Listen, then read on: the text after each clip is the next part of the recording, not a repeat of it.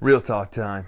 This is one of those reviews that is a one and done game. So before you go ahead and thumbs down, because I'm not going to show you much of the game at all, just remember that if I did, the experience would not be fun because there is a lot of surprise in 7th Continent. Now that being said, it's not one and done in the sense that you could never play it again, a la tearing up cards, but it's more like, okay, well, I know what to do, so it becomes almost a speed run. So just know that going into this, that if you play the game more than once, it'll be more like a speed run. I don't want to ruin that experience for you because in the very beginning of the first mission, there are some things that I don't want to spoil that will help you or hinder the experience if I show you. So just to let you know that right now, if you want to thumb away, click away, whatever you want to do, I just want to be upfront with you right now. That's what this review is a review of the game, not an overview of the game. I will tell you how it works, but I do not have to show you how it works. There are plenty of game videos that show you how to play 7th Continent, but this is not one of those because I don't want to take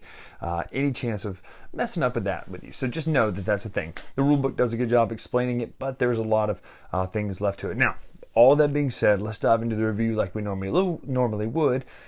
Question of the day: what is your favorite exploration game? Now, I don't mean 4X game, those are fantastic, but what's your favorite exploration game? This could be Unlock, this could be Exit, this could be Time Stories, this could be 7th Continent. Let me know in the comments below what your favorite exploration game is. So let's dive into 7th Continent right now.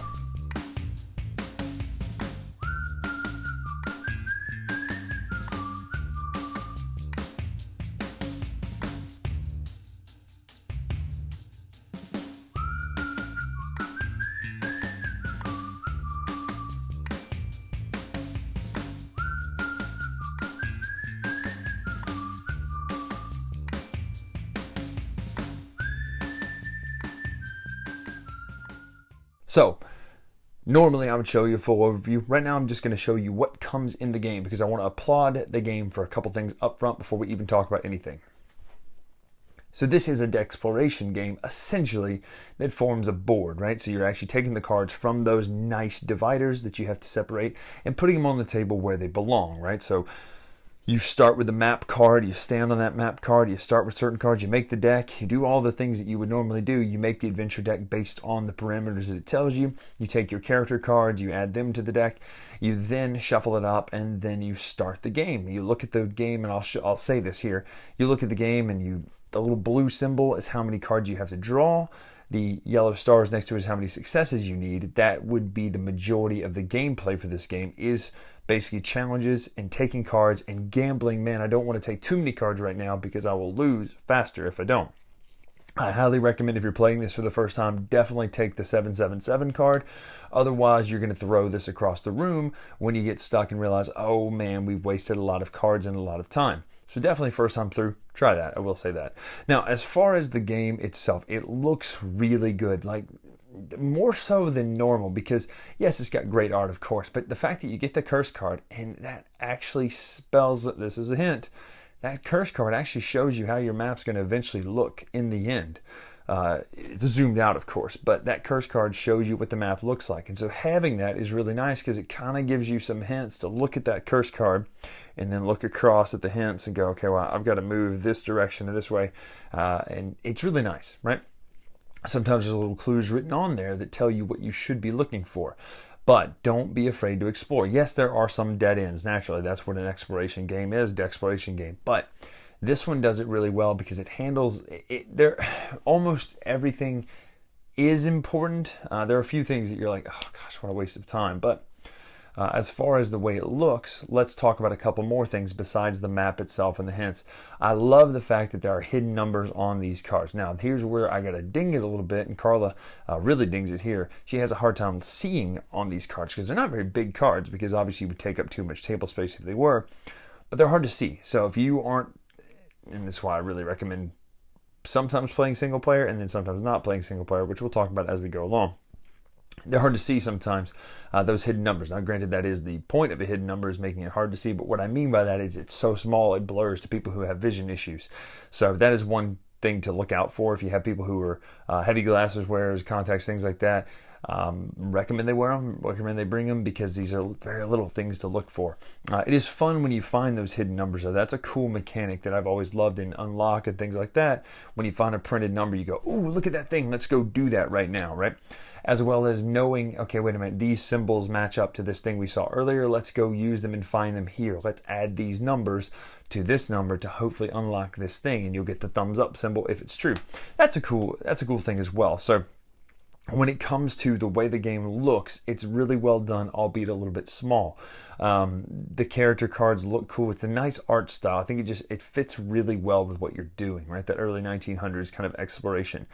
I like the fact that there are certain cards that say, if you see this visible in the art of your terrain card, you get this bonus. That to me is so cool, because then the art is not just wallpaper at that point. It's actual functional things on the card. So you know what I'm talking about pretty early on in the first curse, that is a cool thing. It says if this is visible, you get this benefit. So more of that kind of stuff hidden throughout the game is really, really cool. Now, that's as far as the game looks.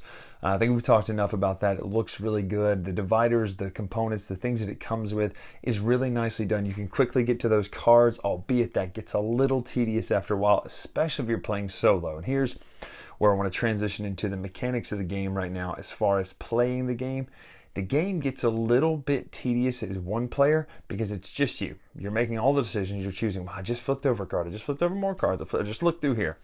It's better to spread it out, because it actually gives you a break from having to do everything every time, because it gets old having to go, all right, card 72, oh, perfect, card 300, oh, card 15, back to back to back to back to back. That gets tedious. Now, that being said, playing solo does have the nice factor of you're just in your head exploring the island and you're doing your thing, right? So there's definitely a pros and cons to playing it solo. Now, playing in a group also has pros and cons, because it's not easy to see for a large group. It's also not easy to kind of get everybody engaged in the game at one time when I'm over here doing this thing and you're over there doing that thing. But that's to be said about any cooperative game. So those are the pros and cons there. You weigh that out and tell me which you prefer as well. Do you like those solo games where you're just all up here, albeit you're constantly moving and doing things, so it takes you out of the game a little bit to have to keep looking and keep flicking and keep flipping, to where at some points I just feel like, okay, I don't care about the rules as much. I just care about exploring this island and figuring out. I know that makes me a terrible gamer, right? That I would actually just enjoy the story more so than sticking strictly to the mechanics. And that's twice I've mentioned that, but sorry, I just kicked the camera. That's because we're shooting in 35mm and I'm close enough to where I can kick the camera now. Glorious. But the problem with that is it takes you out of the game a little bit, that you're constantly having to hunt and search for cards. So slowing down, enjoying it, maybe save your game and then come back to it is definitely recommended. But it is really cool, the mechanics of exploring the island. You lay out the cards become the map, become the challenges, become the rewards. That is just cool. It's really well thought out. I would love to see a documentary of the making of this game, to think about, okay, we have this many cards, here's what this card prints to this and goes to this. I'd love to see the flow chart, right? It's all like of how this game was made, because there's just so many options and there's so many permutations. But at the end of the day, the dirty little secret is there really aren't that many permutations and options, because you do have to do certain things, right? It is railroady. At the same time, it's sandboxy, if that makes any sense. It's like a sandbox with a railroad in it.